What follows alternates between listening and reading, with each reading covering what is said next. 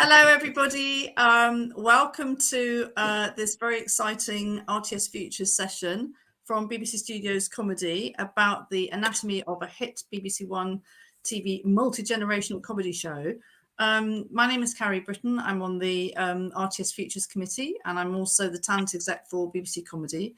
My lovely colleague Tom Jordan here is the producer of the new series. He's an executive producer at BBC Studios, and he has been across this BBC One six-part comedy series. We're also joined by actor Jim Howick. Thank you so much for joining us, Jim. He's known, of course, for so many different things, for Ghosts, Sex Education, Broadchurch, Yonderland, Horrible Histories, and of course, as we've just been talking about, he played Gerard in Peep Show. Who could forget that? Thanks so much for joining us, Jim. Who do you play in the series? Thanks for having me. Who do you play? I play Paul Jessup, who is the father of the family. Thank you. And we've got the youngest member of the cast. We've got Jude Collie with us today. Thanks so much for joining us, Jude. So he's a young actor who's starting out on his career, and he played the young John Connor in Terminator Dark Fate. Pretty good place to start. And Autopsy: The Last Hours. So who do you play, Jude? I'm playing Sam, who's like the son of the family, and I film everything. Fantastic. And joining us a little bit later in the session is the writer of the show, Tom Basden. You'll know him from writing Plebs, Gap Year, Fresh Meat, Peep Show, The Wrong Mans, and he's also an actor. He's in the show, and he's been in numerous comedies such as Afterlife, just been shown recently with Ricky Gervais, and Mandy. So welcome to you all. Thank you so much for joining us. Tom, tell us about what the show is about and where the initial idea sprung from. The show is about a family called the Jessups, and what they get up to. Basically, it's a pretty low concept, in a very good way, because it allows for lots and lots of different stories and different types of stories. And I suppose the slight twist is that Jude's character Sam films everything, and we, the audience, see everything from his camera. So it isn't kind of conventionally shot. It's just one perspective, and that's Sam's perspective. So yeah, and how it came about was it's created by Tom Basden, and I think originally we were talking to him about, he wanted to do a show about a family going on a disastrous holiday, and with the same kind of characters that ended up being in the show, and also with the same format of the teenage son filming everything. And we started talking to the BBC about that, and that kind of coincided with the pandemic. And then the BBC said, is there a way of us doing a kind of one-off about these characters with this format of the son filming everything, but about their experience of 2020, which was the pilot called Pandemonium that we made in 2020, and that developed into this series. Will the pilot be shown again, or this series is a completely standalone that's grown out of those characters? I think the pilot is still on iPlayer, but this is a standalone series that isn't about the pandemic at all. In fact, it exists in a alternative reality where COVID doesn't exist. Thank God. Yes, yeah. So it's kind of, we did a kind of special the other way around. So there is a special already, but now the series is separate to that, and it's got a new title. It's not called Pandemonium anymore, but I probably shouldn't. No, I think that's embargo for now until we get it all announced. Excitingly, yeah. And obviously it's got when we mentioned the multi-generational aspect of it, it's got Alison, the iconic Alison Steadman, playing the granny, And we've also got Catherine Pearson playing the mother of the family. Catherine Parkinson. Sorry, playing the mother of the family. Yeah. How did that come about as well? You just wanted to have not just the parents, but have a broader sense of family?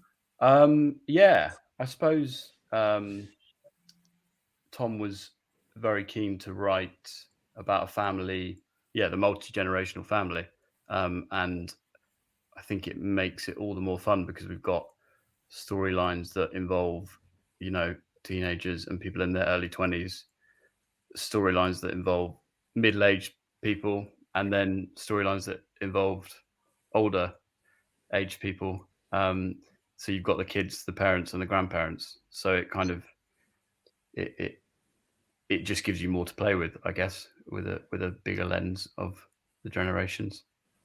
And you've got Tom, I suppose, is the other Tom is the brother-in-law. He is, yeah. Well, yes. Yeah, he's the desperate brother-in-law. Yeah. I think we've got a clip of the show, actually, if we can have a quick look at that.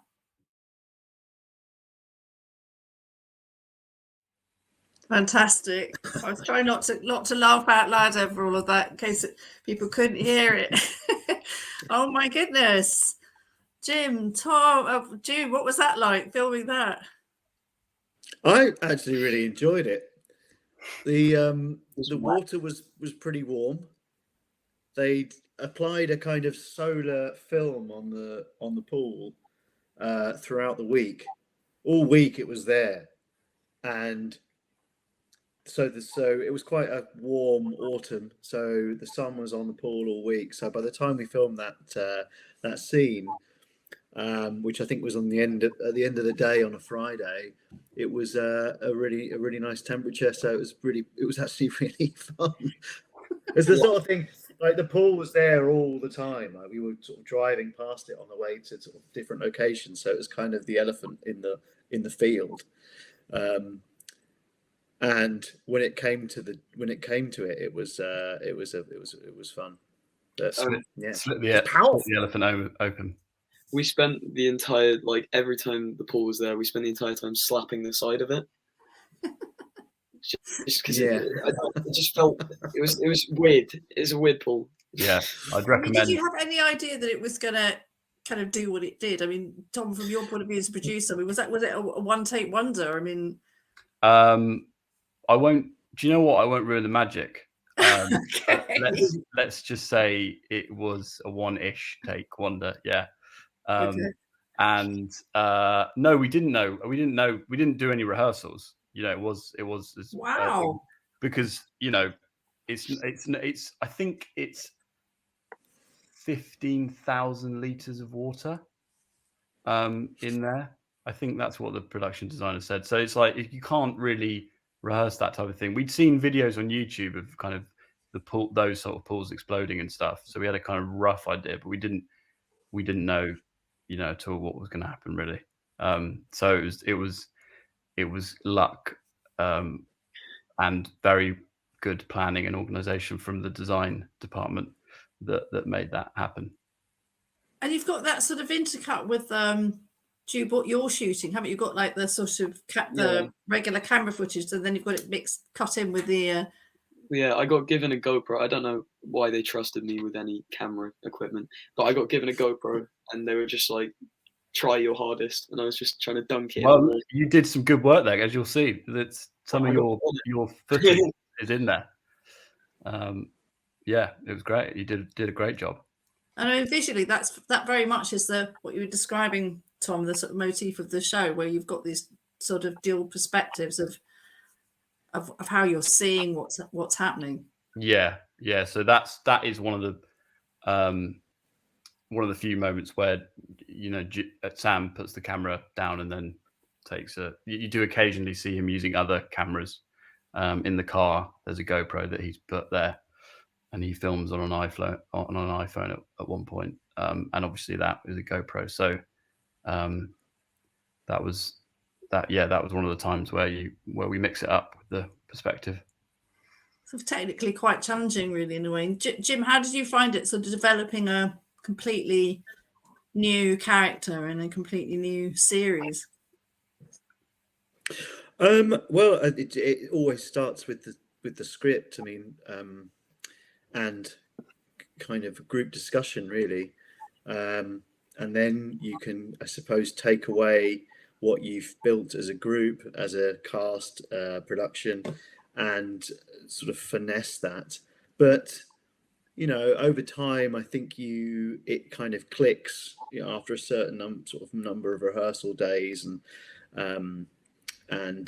prep, it just seems to click together. But the actual process itself is the same, I think, for most kind of shows where you're playing sort of one character. For sketch shows, it's a little bit different because it's such a furious process that you put the costume on and you have the makeup on and everything else. And certainly for like Horrible Histories, when I did that, we didn't really know if it was a sort of nondescript character like Saxon 1 or sort of Villager 2. We didn't know what the character would be until we saw the look, and then very often, if it was a huge look, then it would be a really dull performance, and the contrast was funny. But with Paul, you kind of just get swept up in the kind of furious nature of the format of the show, which is really long takes, one takes. Each scene could be sort of 5 pages long, so it's like performing a kind of mini play. And when you're working with Catherine and Alison and Jude and everyone, and it just sort of comes together, really. I mean, technically, as you say, it's very different, isn't it? Usually you'd be doing lots of different takes, but doing that, yeah, absolutely, takes, yeah. it's not something that you see very often in TV comedy. Totally. So, on a show like Sex Education, the day is actually, or certainly the beginning of the day is quite slow, and so you're dealing with lots of setups and lighting setups and things like that, and quite complicated shots, which really gives you time to sort of relax and learn your lines, or have a cup of tea or something. So we're rather indulged on other jobs. This was different. This was actually kind of like sport. It's the closest thing I've sort of done to the closest thing sort of to doing a play with a camera there, and but I think it really helps the script. I mean, the script, it has to be like that, really, because the scripts are so furious, the pace is so fast, that if you want to sort of keep that tempo, it has to be, the adrenaline has to be there. And I think if you mess up a take that's sort of 5 pages long and you have to start at the beginning, then that is enough kind of jeopardy to keep you going and keep the ball in the air, as they say, keep the tempo up. Amazing. I mean, just technically, Tom, just to give people an idea, I mean, normally, not with these long takes, I mean, you're talking about a page a minute, aren't you, roughly, of shot footage? Mm. I mean, how many takes would you normally have if you were shooting 5 minutes of script? Well, I mean, as you'll see in the show, there's a lot of scenes in the house, which is quite a relatively small house, and sometimes the scenes would be. There was one. I mean, the biggest scene was 9 pages, which was a mammoth job, and that's 9 pages and probably about 6 or 7 characters. So normally on that, everyone would have their close up, and then you do various 2 shots, and you do a wide establisher, a couple of establishers probably, and it would take. I mean, that would take a week. I mean, it might take a week to do that, depending on how complicated it was, because you've got to like Jim was saying, it takes so long, moving the lights over and, getting that angle and that person's perspective and everything like that. Whereas with this, it was, obviously it's all from Sam's camera. So there's one angle, which is a blessing and a curse, I would say, because a curse, well, a blessing and a curse for the actors, I guess, as well, because a curse because they, it is like doing a play but without any time for rehearsal. Normally with a play you have months of rehearsal, or at least weeks. But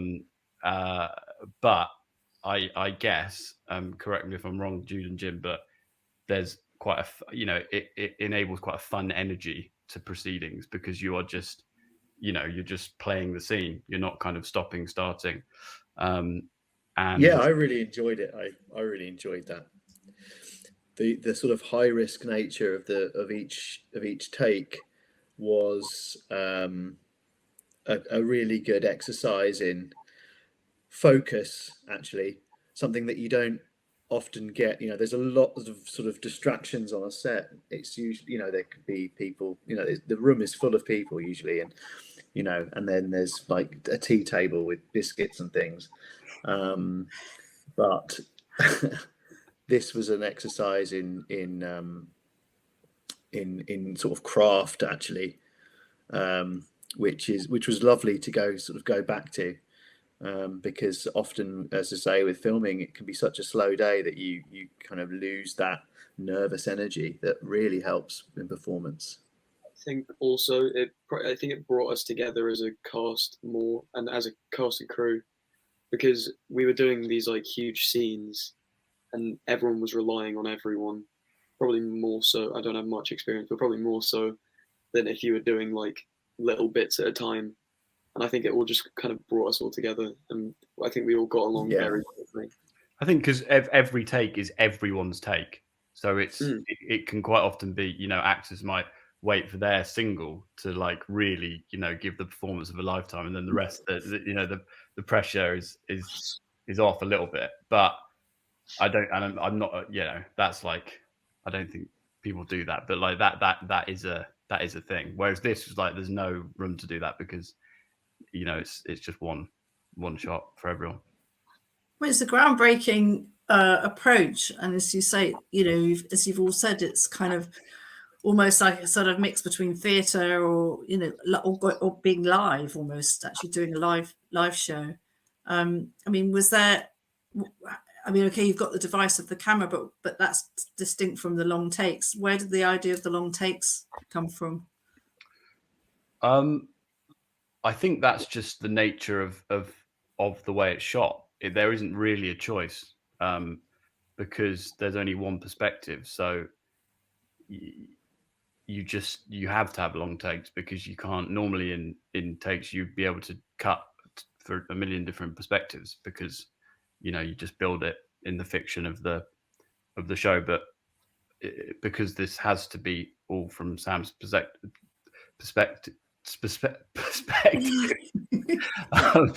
you can't, if you broke that, people would be like, hang on a minute, how's he filming that? You can't just jump across the room, So it has to be really disciplined about it, because in a way you've just gone the whole hog with it, haven't you? You haven't just sort of done it as a sort of little nod to the idea that we do Sam is filming it. But we do make cuts and jump cuts and things, and in the edit it's a mix of like using just the whole scene and no cutting, and sometimes we make little cuts, and I think people will get used to the grammar of the show pretty quickly.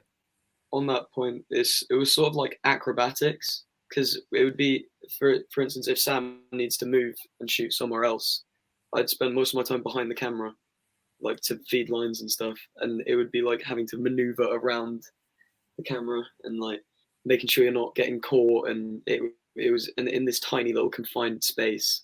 It was tough. Well, it looks like you've pulled it off incredibly well. It's very exciting. And back to you, Jim, in terms of the character of Paul Jessup.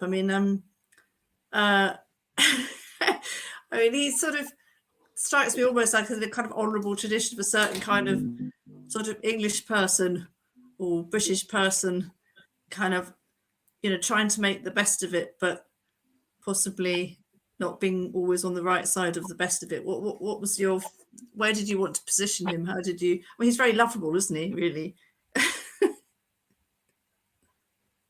Yeah, Paul's a man who is kind of a paradox, in the respect that he is a sort of high achiever, in the respect that he made an Olympic team. So he was an Olympic archer.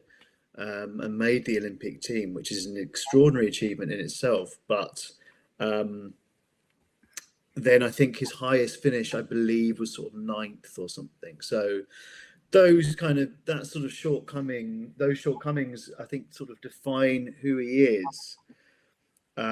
He's a man who has an enormous amount of pride in his achievement of getting into the team, but at the same time is haunted by not getting at least a podium in his chosen field. And he's also, I think it's fair to say, plays a 10, but is actually a sort of 3 in the status numbers. He's probably the lowest status of everyone in the family and the butt of most people's jokes, certainly the daughter. And so, yeah, he's a complex kind of character wrapped up in a sort of simple man, if that makes any sense. It does. I mean, it's kind of, I think there's quite a legacy within British comedy of those sorts of characters in some ways, or perhaps it's just a very British thing, trying to make the best of things. Yeah, that's it. And shot through with failure. He's extraordinarily average, but at the same time, he's especially skilled at a particularly sort of niche sporting genre. He's yeah. He doesn't have a lot in common with many people, I don't think. And he needs more friends.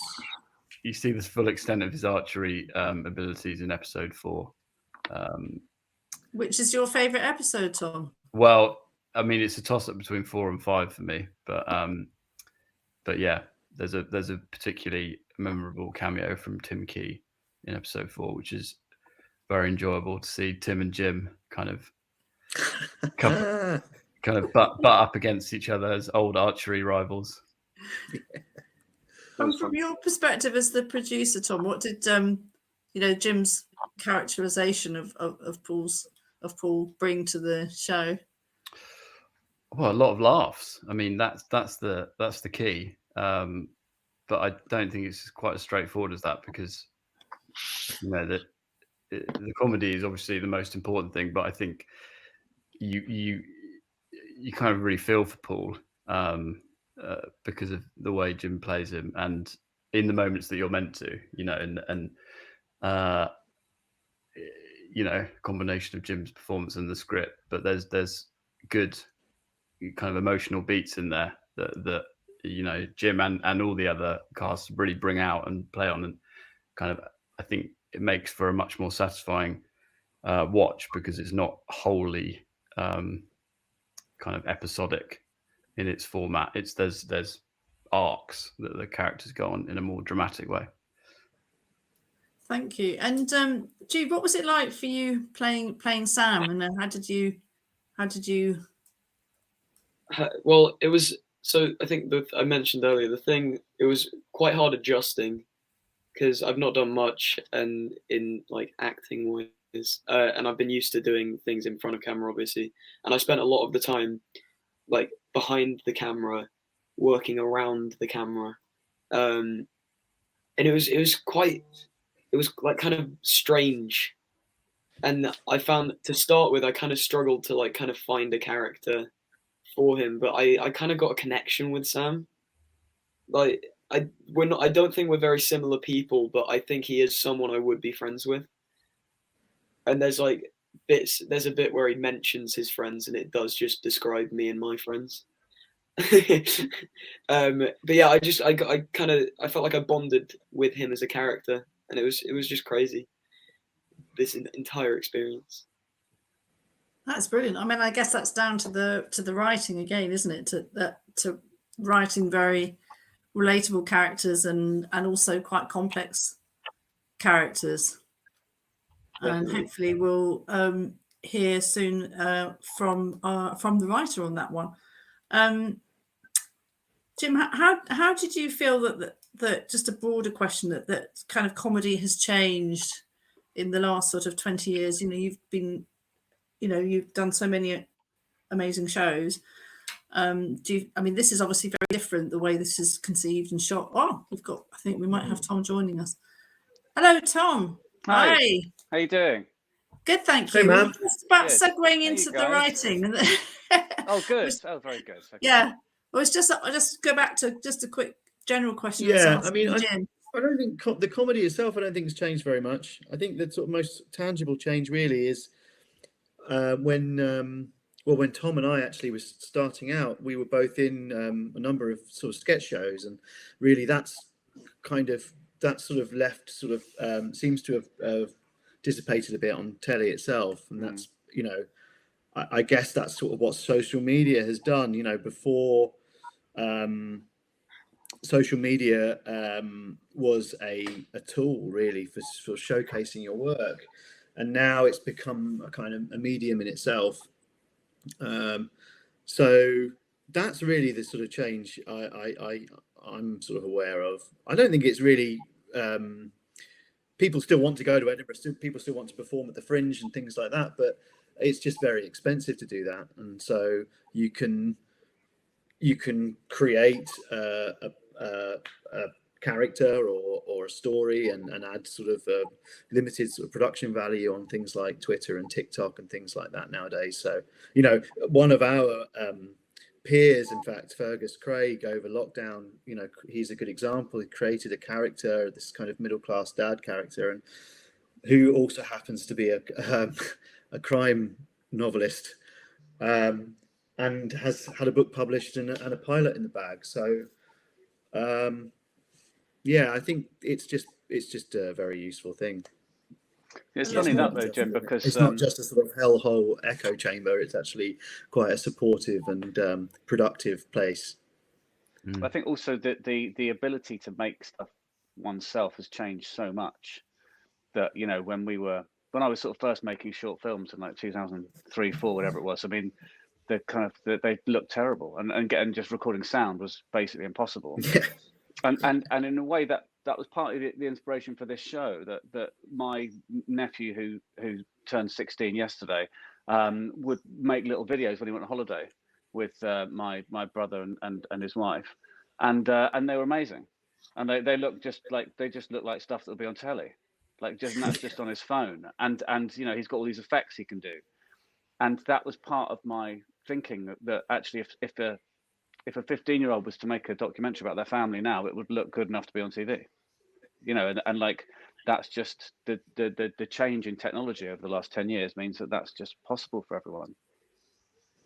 And it's a simple but brilliant idea, because it is multi-generation in that kind of you're capturing in a way how different the older generations would sort of view things, and then how the younger generation views things as well, completely more immersively, if you like. Yeah, I think that's right, and also just people's attitude towards sort of presenting things publicly. I think it's that in itself. There's quite a big generational difference between the younger people who've grown up with the internet, who've grown up with just digital stuff in their life, are very, very used to everything being documented, very used to all of their photos and videos being shared and this being recorded all the time. And then an older generation who just find it staggering and terrifying. And I think, but they all sort of, but we're at this stage in human society where all these people are still knocking about together. And at Christmas, they'll get together, and the kids are talking about stuff that the 70-year-old grandparents have no idea what the hell they're talking about, and that's quite interesting, isn't it? That kind of change is brilliant. It's fascinating, yeah. So, Tom, it's amazing. You're both the writer of the show and you're actually in it. I mean, is there some way that writing it and being in it to one inform the other in a way, or I mean, how do you go about that? So you've got these two different roles or skills. I mean, it's interesting. What I was listening to what Jim was saying about sketch comedy, and I feel like that's you take that for granted when you're doing sketch comedy. You're kind of writing sort of stuff for yourself, but you're also writing for the people you perform with all the time. With this series, because we've done the pilot, you know, I knew who I was writing for, and that it helps so much because you know, obviously you know when you're writing for yourself, but it just means you can really tailor lines, stories, characterization to the performance that you've got. And so actually in that respect, writing stuff for me and writing stuff for Jim, so it's not that different as an approach, because I kind of have a sense of what I think is going to be funny for us, you know. But yeah, I don't know. I mean, it's I really like being able to kind of like influence it by being in it. You know what I mean? It's really like it's a helpful thing in terms of the tone and the kind of, you know, the pace of things. Which is, I'm sure it's the same for Jim on Ghosts or something, that like you can absolutely imagine a bunch of other actors doing that material, but you sort of, you know, when you've kind of written it, you have a very strong sense of where the comedy is and how to get to it, really. And just, I'm sure everyone would be fascinated to know, when you set out to write a series like this, it's 6 parts. I mean, how much of your life did it take from beginning to end writing it? I mean, I guess in some ways the pandemic was quite well timed in that regard, in that like I didn't really have anything else that I could do during the day, so I just sort of sit at home working on this, and I don't know, it was probably like 6-7 months of writing time, pretty much exclusively on this, but you know, it was incredibly good fun, because I really it's just a really fun world to be writing in, and the characters are really fun, and like I just really enjoyed it, so it never felt like a hard graft in that respect, even though it does take a while. I mean, I guess you want to give yourself about a month as an episode, probably, roughly. I think it shines through, that sense of enjoyment certainly shines through. And once you finish the scripts, I mean, or as they come through, Tom, tell us a bit, the 2 Toms, about the table reads. I mean, people might not know what then happens. What is a table read? And also from the actor's point of view, all just pitch in what happens, and how does maybe the script change or get tweaked, perhaps, I don't know.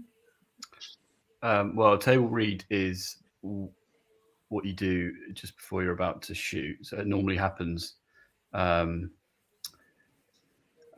couple of weeks, 2 or 3 weeks, maybe even the week before the shoot.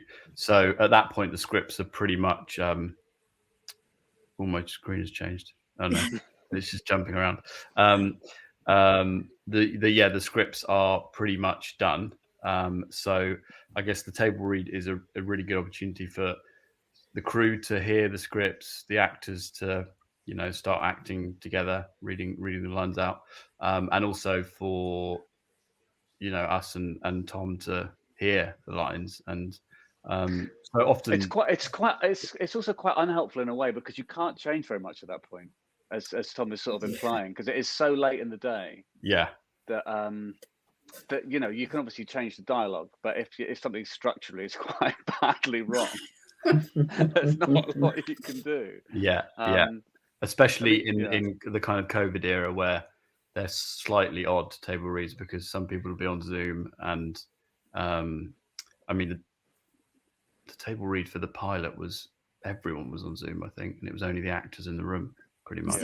I remember watching it, and all the actors were laughing. Well, that's the thing. In the old days, pre-COVID, the table read would be quite a night for a comedy anyway. A nice event, because lots of people are there, so there's lots of laughter and it's fun. Whereas nowadays, it can be quite a kind of grim affair. Joyless experience. Well, definitely if you're doing 6 episodes in a day. The table read's sort of the only time that the sort of show takes on a kind of live performance, and from a writing perspective, it's, as Tom said, you really can't change anything sort of structurally.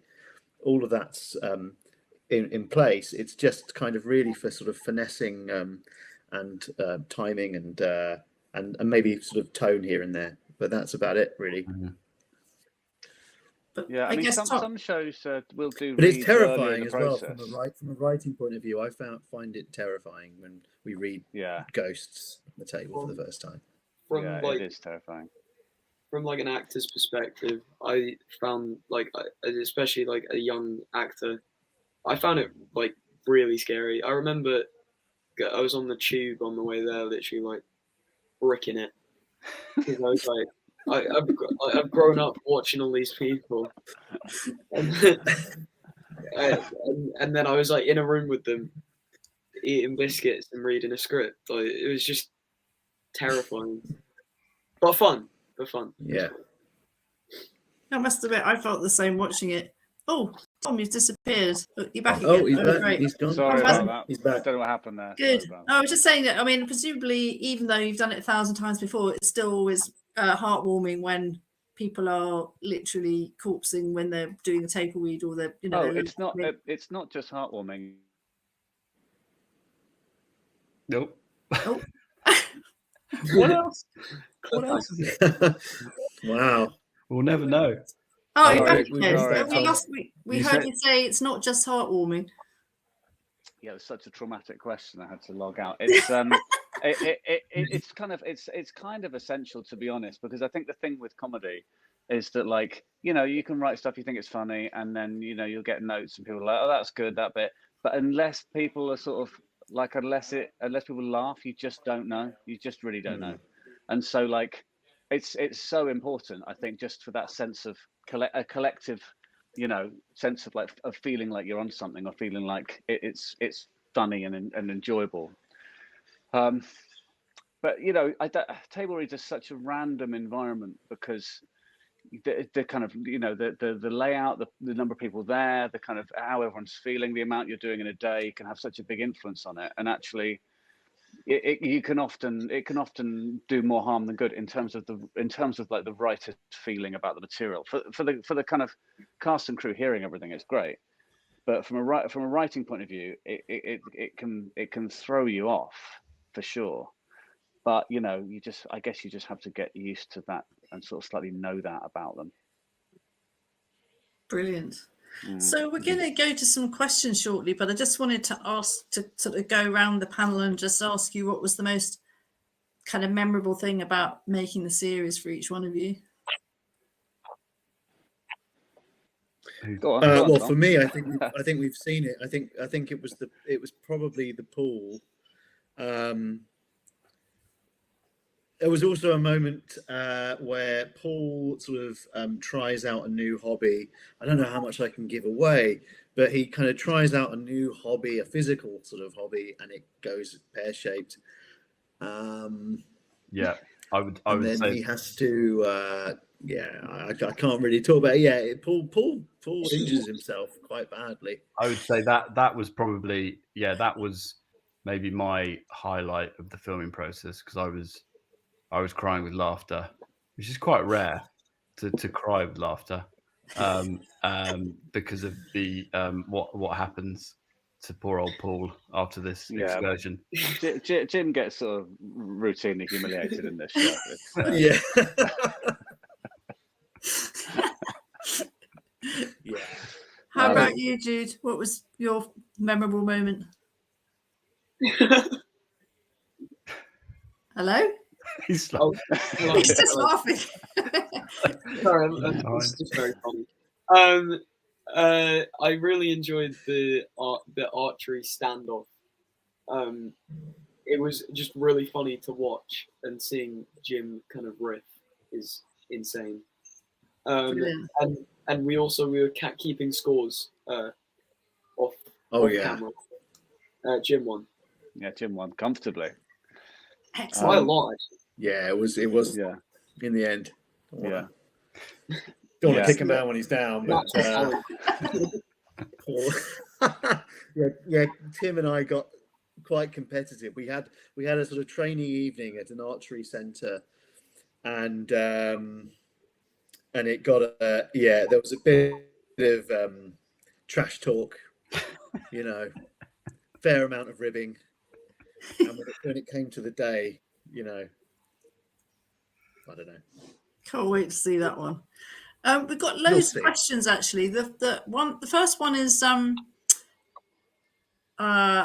do you have any tips for keeping a long-running series engaging and not getting stale from a writing narrative point of view?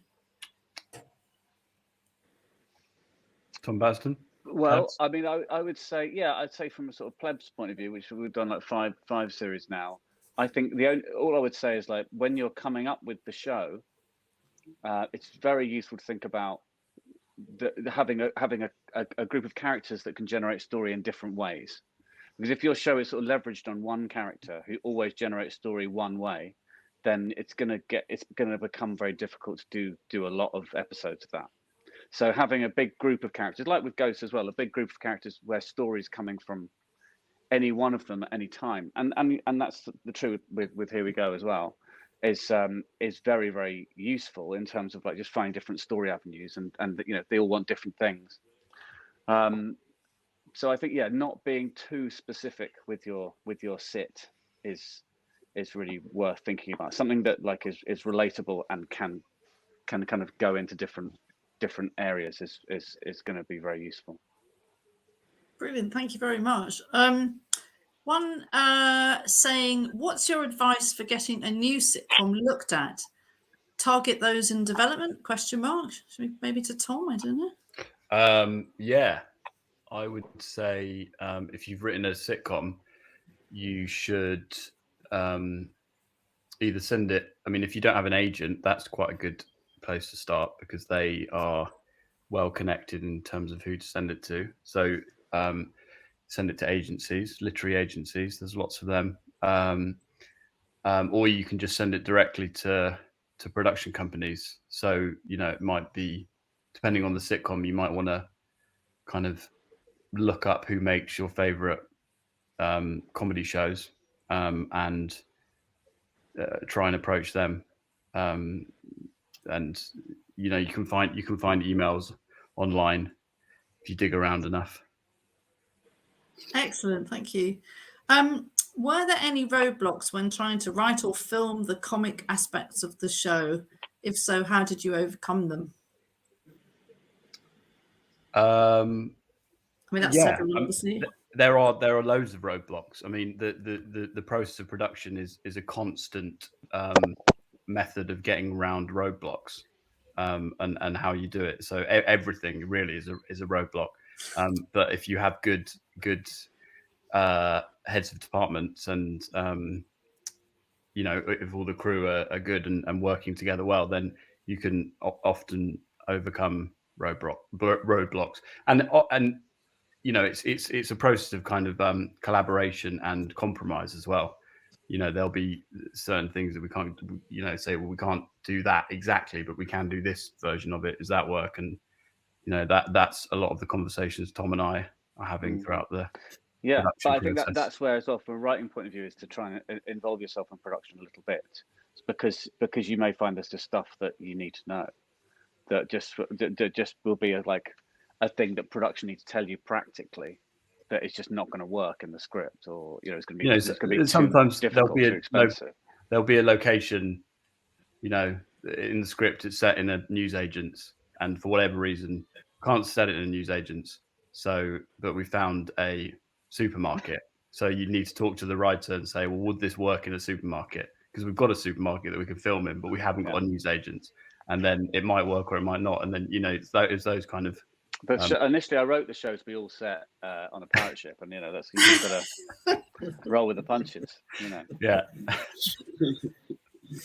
Here's one for you, Tom Basden. Is comedy one of the hardest things to write? Yeah, I think I would say so. But I think the thing that people write, they will probably say is the hardest thing.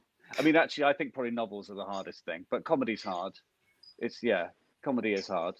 But you know, if you cast it well, you can sometimes turn scripts that aren't that funny into very good TV shows. Yeah, that's true. I think comedy's the hardest. Yeah, I think comedy's it's brutal because you're asking the audience for a physical reaction of laughter, whereas and you are asking them to give you that within minutes, if not seconds, of watching the show. Whereas with a drama, you can kind of let it wash over you for 10 hours, you know, and going, well, this is okay. I'm quite enjoying it, but, you know, I'm going to keep going. Whereas comedy, it's like, you know, it really is like, is this funny? Actually, from that point of view, I think comedy drama is maybe harder because you're sort of having to do both. Like, well, obviously, and they're both hard in different ways. Yeah. No, completely. Yes. Here's a bit of a humdinger of a question. What's the best way to write comedy in the 21st century and avoid offending anyone? It might be impossible, but what's the best way to avoid it? I know I might answer that, but what do you guys think? I mean, you know, I think, to be honest, there's so much sort of said and written about this that I think that the sort of, my feeling is kind of like on the ground as a writer is it's not that big a deal. You just kind of like, you just sort of know, you just kind of know where the very sensitive areas are, and if you want to write about them, you just make sure you do it in a very considered and like thoughtful way. But I don't know. I mean, it's not something. Yeah, we never really, you know, from our point of view, from a ghost point of view, it's something that, you know, we write as a kind of from a family friendly angle, so that we have that sort of already to consider. But, you know, I don't think anyone sort of hunts for anything that's offensive to be funny. I think that it's actually not that hard to write comedy and not be offensive. Yeah, I think I agree. I mean, certainly anyone who sort of says like you can't say anything and everyone's offended by everything. I mean, it's just that I mean that patently isn't true, because there's so much stuff on TV that is really funny and no one is offended by it. Yeah. You know, I mean, like I made 3 series of Afterlife as well, and that's got stuff in it that is definitely more punchy than your average sitcom, but it's still like the viewers kind of, I think, know the difference between stuff that's willfully offensive and things that are provocative, maybe. That's an interesting distinction.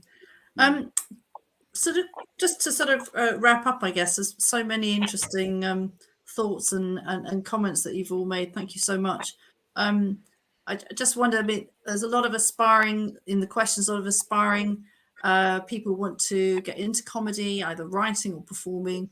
You know, would you have a sort of top tip from each one of you for obviously Jude, you're starting out, and the rest of you've had, you know, long and successful careers. Do you have a top tip for people wanting to get into the world of comedy?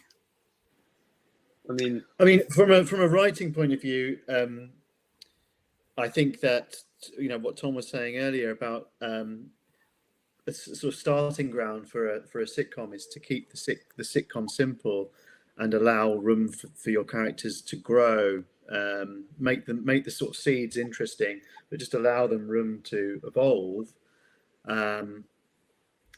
I think that's probably a good starting point. It from an acting point of view, I think that you just need to showcase yourself, really showcase your talents, whether it be at the Fringe Theatre, or which is usually the best place to be signed by an agent or considered for a casting or something like that.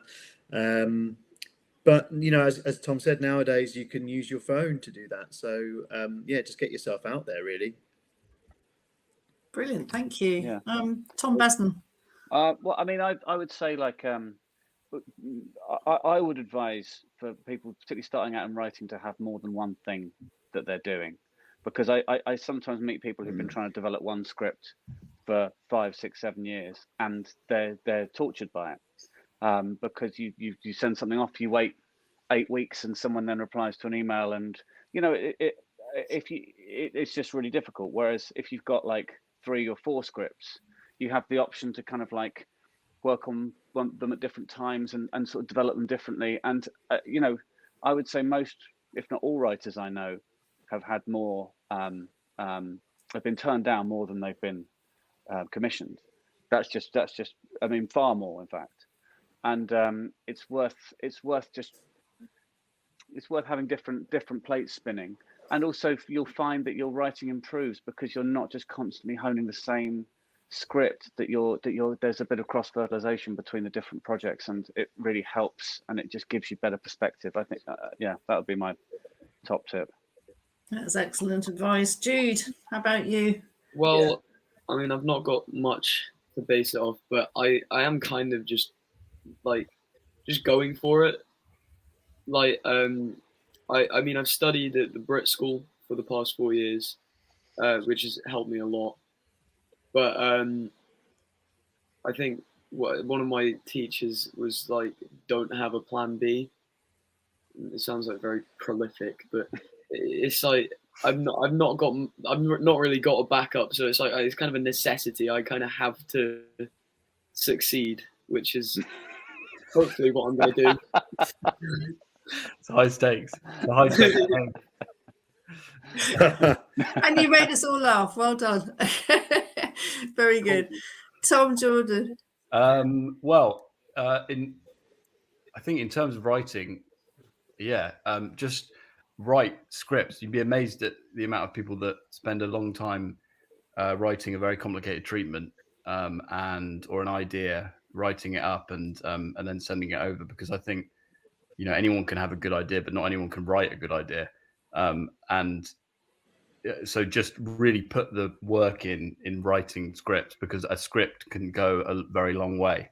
And no matter who you are, in terms of experience and how high profile a writer you are, there's lots of examples of, scripts, kind of the power of the script, getting you a long way, basically.